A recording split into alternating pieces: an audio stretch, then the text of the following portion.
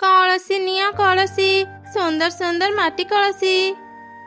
ଜଙ୍ଗଲରେ ବୁଲି ବୁଲି ମା ଚଢ଼େଇ ମାଟି କଳସି ବିକ୍ରି କରୁଥିଲା। ଏମିତି ଦିନେ ହଠାତ୍ ମା ଚଢ଼େଇର ଦେହ ଅସୁସ୍ଥ ହେଇଗଲା। ମା ମା କଣ ହେଲା ତୁମର? ତୁମେ ଆଜି ଏତେ ସମୟ ଯାଇ ଶୋଇଛ? ତୁମ ଦେହ ଭଲ ନାହିଁ କି?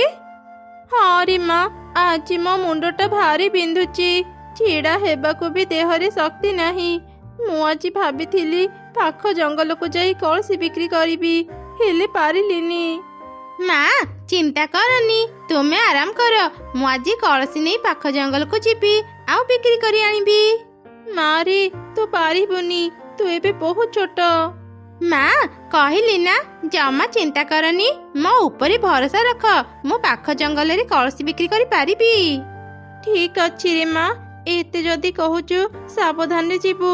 ଯେତିକି ବି କଳସି ବିକ୍ରି ହେଉ